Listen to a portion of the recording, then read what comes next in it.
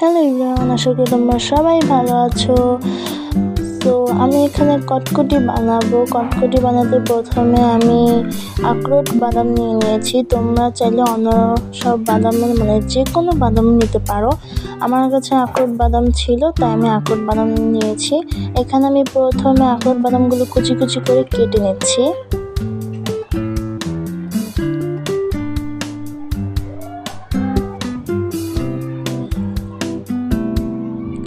তোমরা চাইলে চীনা বাদাম দিয়ে তার সাথে তিল দিয়েও কিন্তু তোমরা বানাতে পারো।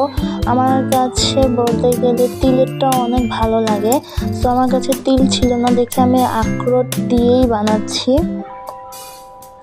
আমি প্রথমে তেল নিয়ে নিচ্ছি একটা কড়াইতে, আর আমি এখানে 2 টেবিল চামচ চিনি নিয়ে নিব। তোমাদের যতটুক মিষ্টি খেতে ইচ্ছে হয় তোমরা অতটুকু মিষ্টি নিয়ে নিবে। আমি এখানে 2 চামচ নিয়ে নিয়েছি, যেহেতু অল্পই বানাবো তার জন্য, আর বেশি বানালে তো একটু বেশি নেওয়ার লাগবে। এখানে আমি ভালো করে নেড়ে নিচ্ছি যাতে চুলার আগুনে নিচে না লেগে যায়।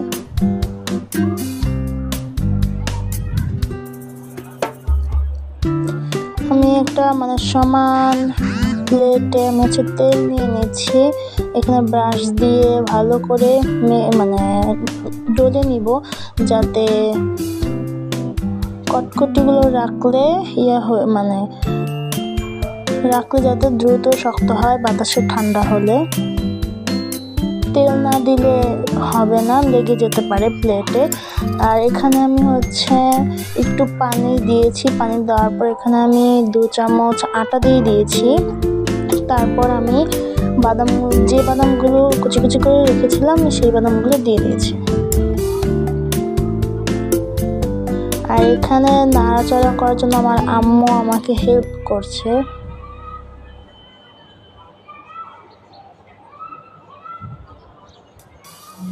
আমি এখন এই প্লেটে ঢেলে নিয়েছি।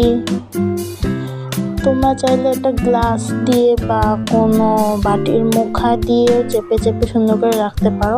এখানে আমি কোনো শেপ দেইনি, যেহেতু খেয়েই ফেলবো। অবশ্য তোমরা শেপ দিয়ে নিতে পারো।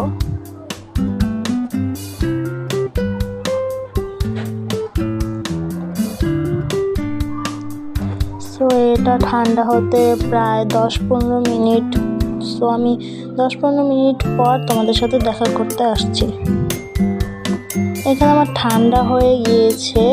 এখন আমার আম্মু আমাকে এটা ছুরি দিয়ে কেটে দিচ্ছে। একটু একটু নরম রয়েছে, তাও আর একটু 5 মিনিট ওয়েট করলে হয়ে যাবে। দেখো এত মজা হয়েছে।